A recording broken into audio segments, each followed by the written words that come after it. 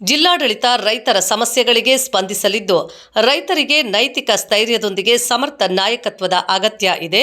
ಜಿಲ್ಲಾಧಿಕಾರಿ ಎಂಆರ್ ರವಿ. ರೈತರ ಸಮಸ್ಯೆಗಳು ಬಗೆಹರಿಯಬೇಕಾದರೆ ರೈತರಿಗೆ ಮನೋಸ್ಥೈರ್ಯ, ನೈತಿಕ ಸ್ಥೈರ್ಯದೊಂದಿಗೆ ಸಮರ್ಥ ನಾಯಕತ್ವದ ಅಗತ್ಯ ಇದೆ ಎಂದು ಜಿಲ್ಲಾಧಿಕಾರಿ ಎಂಆರ್ ರವಿ ಅಭಿಪ್ರಾಯಪಟ್ಟರು. ನಗರದ ಸುವರ್ಣ ಕನ್ನಡ ಭವನದಲ್ಲಿ ಕರ್ನಾಟಕ ರಾಜ್ಯ ರೈತ ಸಂಘ ಹಾಗೂ ಹಸಿರು ಸೇನೆ ಹಮ್ಮಿಕೊಂಡಿದ್ದ 46ನೇ ರೈತ ಹುತಾತ್ಮ ದಿನಾಚರಣೆಯನ್ನು ಅವರು ಉದ್ಘಾಟಿಸಿ ಮಾತನಾಡಿ, ರೈತರ ತ್ಯಾಗದಿಂದ ಹೊಸ ಶಕ್ತಿ ಉದಯವಾಯಿತು. ರೈತರು ಹುಟ್ಟಿನಿಂದ ಹೋರಾಟ ಮಾಡಬೇಕಾದ ಪರಿಸ್ಥಿತಿ ಇದ್ದು ಎಲ್ಲವನ್ನೂ ಕೇಳಿ ಪಡೆಯಬೇಕಾದ ಪರಿಸ್ಥಿತಿ ಇದೆ. ಇದಕ್ಕೆ ವ್ಯವಸ್ಥೆ ಕಾರಣವಾಗಿರುವುದು ವಿಷಾದನೀಯ ಎಂದರು. ರೈತ ಸಮುದಾಯ ಅನೇಕ ಸವಾಲು ಸಮಸ್ಯೆಗಳು ಎದುರಿಸುತ್ತಿದ್ದು, ಜಿಲ್ಲಾಡಳಿತ ರೈತರ ಸಮಸ್ಯೆಗಳಿಗೆ ಸ್ಪಂದಿಸುವುದಾಗಿ ತಿಳಿಸಿದ ಅವರು, ಒಂದು ಕಾಲದಲ್ಲಿ ರೈತ ದಲಿತ ಚಳುವಳಿ ಎಂದರೆ ಇಡೀ ಆಡಳಿತ ತರಗುಟ್ಟುತ್ತಿದ್ದವು, ಸರ್ಕಾರಗಳು ಅಲುಗಾಡುತ್ತಿದ್ದವು. ನೆಲದ ಬೇರು ಮತ್ತು ರೈತರ ಪರೋಪಕಾರಿ ಗುಣ ಅದಕ್ಕೆ ಕಾರಣ. ಕೃಷಿ ಬದುಕು ಮಾತ್ರ ಕಟ್ಟಿಕೊಡುವುದಿಲ್ಲ, ಸಂಸ್ಕೃತಿ ಕಟ್ಟಿಕೊಡುತ್ತದೆ ಎಂದರು. ಮಾವು ಬೆಳೆಗಾರರ ಹೋರಾಟದಿಂದ ಬೆಂಬಲ ಬೆಲೆ ಸಿಕ್ಕಿದ್ದು, ಪ್ರಸ್ತುತ 100 ಕೋಟಿ ಅನುದಾನ ಲಭ್ಯ ಇದೆ. ಎಪಿಎಂಸಿಗೆ ಮಾರಾಟ ಮಾಡಿದರೆ ಬಿಲ್ ಕೊಡಬೇಕು. ಬಿಲ್ ನೀಡಲು ಜುಲೈ 24 ಕೊನೆಯ ದಿನವಾಗಿದ್ದು, ಬಿಲ್ ನೀಡಲು ಇನ್ನೂ 15 ದಿನ ಕಾಲಾವಕಾಶ ವಿಸ್ತರಣೆ ಮಾಡುವಂತೆ ಸರ್ಕಾರಕ್ಕೆ ಪ್ರಸ್ತಾವನೆ ವರದಿ ಕೊಡಲಿದ್ದೇವೆ ಎಂದು ತಿಳಿಸಿದರು. ಬಗರ್ ಹುಕ್ಕು ಮೂಲಕ ಭೂಮಿ ಮಂಜೂರು ಮಾಡಲು 56,000 ಅರ್ಜಿಗಳನ್ನು ರೈತರು ಸಲ್ಲಿಸಿದ್ದು, ಅರ್ಹತೆಯ ಆಧಾರದ ಮೇಲೆ ಸಮಿತಿಗೆ ಶಿಫಾರಸು ಮಾಡುತ್ತೇವೆ. ಸಮಿತಿ ಮೂಲಕ ವಿಲೇವಾರಿ ಮಾಡಲು ಜಿಲ್ಲಾಡಳಿತದಿಂದ ಕ್ರಮ ವಹಿಸುತ್ತೇವೆ. ಪೋಡಿ ಮಾಡುವ ಕೆಲಸ ನಡೆಯುತ್ತಿದೆ. 5,000 ಅರ್ಜಿಗಳನ್ನು ವಿಲೇವಾರಿ ಮಾಡಿದ್ದೇವೆ. ಜಿಲ್ಲಾಡಳಿತದಿಂದ ಮುಖ್ಯಮಂತ್ರಿಗಳು ಬಂದಾಗ ಆರ್ಟಿಸಿ ಕೊಡುತ್ತೇವೆ. ಅಧಿಕಾರಿಗಳು ಸೂಕ್ಷ್ಮತೆ ಅರಿತು ಕೆಲಸ ಮಾಡಬೇಕು. ರೈತರ ವಿರುದ್ಧ ದೌರ್ಜನ್ಯ ಎಸಗಿದರೆ ಕ್ರಮ ಕೈಗೊಳ್ಳುವುದಾಗಿ ಎಚ್ಚರಿಕೆ ನೀಡಿದರು. ಜಿಲ್ಲಾ ಪೊಲೀಸ್ ವರಿಷ್ಠಾಧಿಕಾರಿ ನಿಖಿಲ್ ಬಿ ಮಾತನಾಡಿ, ರೈತನ ಭುಜದ ಮೇಲೆ ಕೇವಲ ನೇಗಿಲು ಮಾತ್ರವಲ್ಲದೆ ಆರ್ಥಿಕ ಹಾಗೂ ಸಾಮಾಜಿಕ ಶಕ್ತಿ ಇರುತ್ತದೆ. ಅಧಿಕಾರಿಗಳು ರೈತರ ಸಮಸ್ಯೆ ಅರ್ಥ ಮಾಡಿಕೊಂಡು ಬಗೆಹರಿಸಬೇಕು. ಪೊಲೀಸ್ ಇಲಾಖೆ ತರಬೇತಿಯಲ್ಲಿ ರೈತರ ಸಮಸ್ಯೆ ಬಗ್ಗೆ ಹಾಗೂ ಪರಿಹರಿಸುವ ಬಗ್ಗೆ ಹೇಳಿಕೊಡುತ್ತಾರೆ ಎಂದರು. ಕಾರ್ಯಕ್ರಮದ ಅಧ್ಯಕ್ಷತೆಯನ್ನು ಕೃಷಿ ಸಂಸ್ಕೃತಿ ಕೇಂದ್ರದ ಅಧ್ಯಕ್ಷ ಸಾಹಿತಿ ಕೋಟಗಾನಹಳ್ಳಿ ರಾಮಯ್ಯ ವಹಿಸಿದ್ದು, ವೇದಿಕೆಯಲ್ಲಿ ಕರ್ನಾಟಕ ರಾಜ್ಯ ರೈತ ಸಂಘ ಹಾಗೂ ಹಸಿರು ಸೇನೆ ರಾಜ್ಯ ಕಾರ್ಯಾಧ್ಯಕ್ಷ ಅಬಣಿ ಶಿವಪ್ಪ, ಈಚುಘಟ್ಟದ ಸಿದ್ದವೀರಪ್ಪ, ಬಿಸನಹಳ್ಳಿ ಬೈಚೇಗೌಡ, ಪ್ರಭಾಕರ್ ಗೌಡ, ರಾಧಮ್ಮ, ಬೇಡಶೆಟ್ಟಿಹಳ್ಳಿ, ರಮೇಶ್, ಕೆ ಆನಂದಕುಮಾರ್, ಕೃಷಿ ಇಲಾಖೆಯ ಎಂಆರ್ ಸುಮಾ ಹಾಗೂ ರಾಜ್ಯ ಮತ್ತು ಜಿಲ್ಲಾ ಘಟಕಗಳ ಪದಾಧಿಕಾರಿಗಳು ಉಪಸ್ಥಿತರಿದ್ದರು.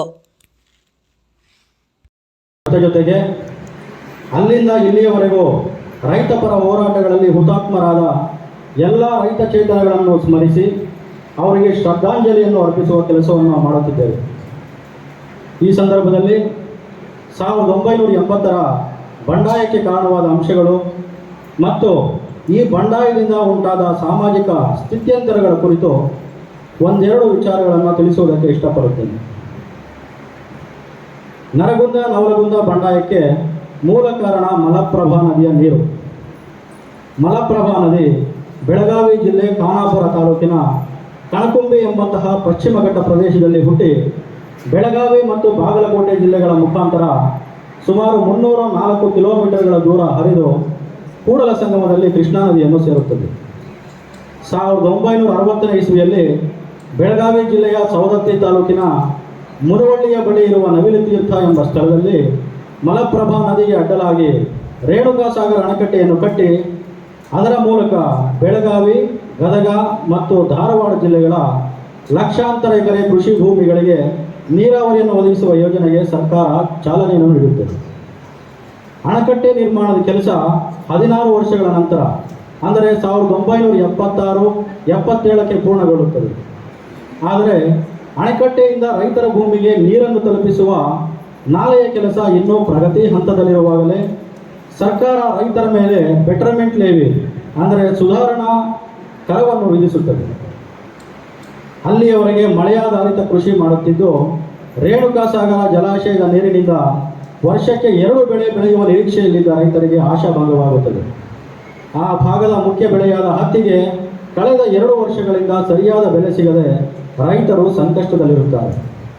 ಅಲ್ಲದೆ ಜಲಾಶಯದ ನೀರಿನಿಂದ ಹೆಚ್ಚುವರಿ ಬೇಸಾಯ ಮಾಡುವ ನಿರೀಕ್ಷೆಯಲ್ಲಿದ್ದ ರೈತರು ಸಾಲವನ್ನು ಮಾಡಿ ಟ್ರ್ಯಾಕ್ಟರೇತರ ಕೃಷಿ ಉಪಕರಣಗಳನ್ನು ಖರೀದಿ ಮಾಡಿ ಕುಟುಂಬವನ್ನು ನಿಲ್ಲಿಸ್ತಕ್ಕಂಥ ಕೆಲಸ ಆಗಿರ್ತಾ ಇತ್ತು. ಕೃಷಿ ಎನ್ನುವುದು ಕೆಲವರು ಹೇಳ್ಬೋದು ವ್ಯವಸಾಯ ಮಾಡಿ ಯಾರು ಉದ್ಧಾರ ಆಗಲಿಲ್ಲ, ವ್ಯವಸಾಯ ಅಂದರೆ ನೀನು ಸಹಾಯ ಅಂತ. ಕೃಷಿ ಇಲಾಖೆ ಅಂತಂದರೆ ನಮ್ಮ ಜೆ ಡಿ ಅವರು ಇಲ್ಲೇ ಇದ್ದಾರೆ. ಏನಪ್ಪ ಕೃಷಿ ಇಲಾಖೆ ಅಂದರೆ ಅದು ಖುಷಿ ಇಲಾಖೆ ಅಂತ. ಖುಷಿ ಅಂತ, ಕೃಷಿ ಅನ್ನೋದು ಕೇವಲ ಬದುಕನ್ನು ಮಾತ್ರ ಕಟ್ಟಿಕೊಡೋದಿಲ್ಲ, ಅದು ಸಂಸ್ಕೃತಿಯನ್ನು ಕೂಡ ಕಟ್ಟಿಕೊಡುತ್ತೆ ಅಂತ ನಾವು ಯಾರು ಮರಿಬಾರ್ದು. ಒಂದು ಬದುಕು, ಒಂದು ಕುಟುಂಬವನ್ನು ಕಟ್ಟಿಕೊಡೋದು ಬಹುಶಃ ಅದು ಎಲ್ಲ ಉದ್ಯಮಿಗಳಿಗೂ ಸಾಧ್ಯವಾಗಬಹುದು. ಆದರೆ ಆ ಬದುಕಿನ ಜೊತೆಯಲ್ಲಿ ನೆಲದ ಜೊತೆಗೆ ಸಂಬಂಧವನ್ನು ಕಟ್ಟಿಕೊಂಡು ಒಂದು ಸಂಸ್ಕೃತಿಯನ್ನು ಬೆಳೆಸೋದಿದೆಯಲ್ಲ, ಒಂದು ನಾಗರಿಕತೆಯನ್ನು ಕಟ್ಟೋದಿದೆಯಲ್ಲ, ಅದು ಕೃಷಿಕರಿಂದ, ಅನ್ನದಾತರಿಂದ ಮಾತ್ರ ಸಾಧ್ಯ. ಅದು ಬಹಳ ಯಶಸ್ವಿಯಾಗಿ ಈ ರಾಜ್ಯದಲ್ಲಿ ನಡೆದಿದೆ ಅಂತ ಹೇಳಲಿಕ್ಕೆ ನಾನು ಬಯಸ್ತೇನೆ. ಕೃಷಿಕರು ಅಂತಂದ ಮೇಲೆ, ನೆಲ ಅಂತಂದ ಮೇಲೆ 108 ಸಮಸ್ಯೆಗಳು ಇದ್ದಿದೆ.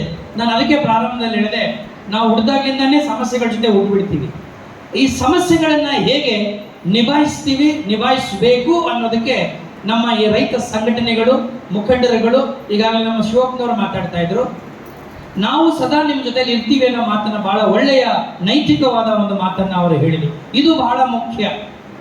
ಇವತ್ತು ನಮ್ಮ ರೈತರಿಗೆ ಬೇಕಾಗಿರ್ತಕ್ಕಂಥದ್ದು ಈ ಮನಸ್ಥೈರ್ಯವನ್ನ, ನೈತಿಕ ಸ್ಥೈರ್ಯವನ್ನ ತುಂಬತಕ್ಕಂಥ ಆಡಳಿತ ಯಂತ್ರ ಮತ್ತು ಮುಖಂಡತ್ವ ಮತ್ತು ನಾಯಕತ್ವ. ಬಹಳ ಹೆಮ್ಮೆಯ, ಸಂತೋಷದ ವಿಚಾರ ಏನಂತಂದ್ರೆ, ನಮ್ಮ ಜಿಲ್ಲೆನಲ್ಲಿ ನಮಗೆಲ್ಲ ಗೊತ್ತಿದೆ, ಇಲ್ಲಿ ನದಿ ವ್ಯವಸ್ಥೆ ಇಲ್ಲ ಅಲ್ವಾ? ನದಿ ಇಲ್ಲ ನಮಗೆ.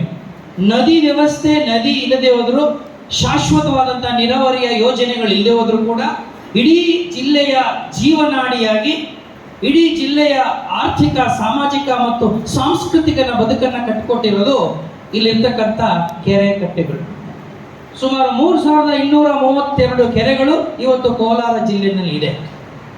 ಈ ಕೆರೆಗಳು ಕೇವಲ ಜೀವ ನೀರನ್ನು ಮಾತ್ರ ಕೊಡೋದಲ್ಲ, ಜೀವ ಜಲ ಮಾತ್ರ ಕೊಡೋದಲ್ಲ, ನಾನು ಆಗಲೇ ಹೇಳಿದಾಗೆ ಇವು ನಮ್ಮ ಇಡೀ ಬದುಕಿಗೆ ಆಸರೆಯಾಗಿ ನಿಂತಿದೆ.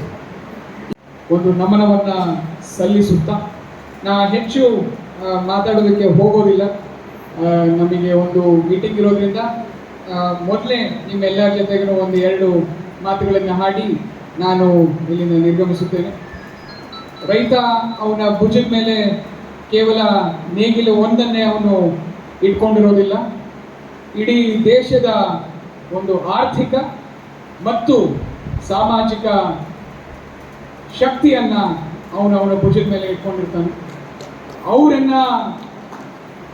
ಅವರನ್ನ ರಕ್ಷಣೆ ಮಾಡೋದು, ಅವರ ಸಮಸ್ಯೆಗಳನ್ನು ಅರ್ಥ ಮಾಡ್ಕೊಳೋದು, ಅದನ್ನು ಬಗೆಹರಿಸೋದು, ಇದು ನಮ್ಮ ಏನು ಟ್ರೈನಿಂಗಲ್ಲಿ ಮೊದಲನೇದಾಗಿ ಹೇಳ್ಕೊಡೋದು. ನಾವು ಏನು ಪೊಲೀಸ್ ಟ್ರೈನಿಂಗಲ್ಲಿ ಆನ್ ಪ್ರಯಾರಿಟಿ ಫಸ್ಟು ಹೋಗ್ತೀವಿ, ನಮಗೆ ತರಬೇತಿಯನ್ನು ನೀಡಲಾಗುತ್ತೆ. ಇದಕ್ಕೆ ಮೂಲ ಕಾರಣ ಈ ಒಂದು ಘಟನೆ. ಆ ಘಟನೆಯಲ್ಲಿ ಆಗಿದ್ದಂತಹ ಏನು ದುರ್ಗತಿ ಆಗಿರ್ಬೋದು, ಅದನ್ನ ಯಾವ ರೀತಿ ಮತ್ತೆ ಎಲ್ಲೂ ಆಗಲಿಲ್ಲದೆ ನೋಡ್ಕೊಳೋದಕ್ಕೆ ಈ ಒಂದು ತರಬೇತಿಯನ್ನ ನಮ್ಮ ಎಲ್ಲ ಶಾಲೆಗಳಲ್ಲಿ, ಎಲ್ಲ ಪೊಲೀಸ್ ಟ್ರೈನಿಂಗ್ ಸೆಂಟರ್ಸಲ್ಲಿ ಇದನ್ನು ನೀಡಲಾಗುತ್ತೆ. ಇದರ ಮಹತ್ವ ನಿಮಗೆ ಗೊತ್ತಾಗಲಿ. ಯಾಕೆ ನಿಮ್ಮ ಜಿಲ್ಲಾಧ್ಯಕ್ಷರು 2 ವಿಚಾರಗಳನ್ನು ನಮ್ಮ ಗಮನಕ್ಕೆ ತಂದಿದ್ದಾರೆ. ಖಂಡಿತವಾಗ್ಲೂ my office door is always open. ನೀವು ಯಾವಾಗಾದರೂ ಬನ್ನಿ.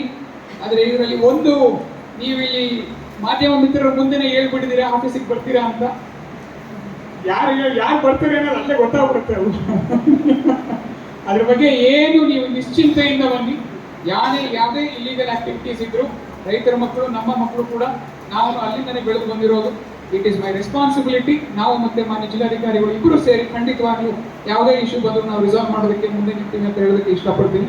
ಆಮೇಲೆ ಮತ್ತೊಂದು ಸಿವಿಲ್ ವ್ಯಾಜ್ಯಗಳ ಬಗ್ಗೆ ವಿಚಾರವನ್ನು ತಿಳಿಸಿದ್ದಾರೆ. ಖಂಡಿತವಾಗ್ಲೂ ನೀವು ಏನು ಒಂದು ಪಾಯಿಂಟ್ ಹೇಳಿದ್ರೆ ಅದನ್ನು ನಾವು ಮನಸ್ಸಲ್ಲಿ ಇಟ್ಕೊಳ್ತೀವಿ. ಈಗ ಏನಾಗುತ್ತೆ, ಕೆಲವೊಂದು ಹೇಳಿದ್ರಿ, ಅನುಕೂಲಸ್ಥರಿಗೆ ಅನುಕೂಲವಾಗಿ ನಮ್ಮವ್ರು ನಡ್ಕೊತಾರೆ ಅಂತ.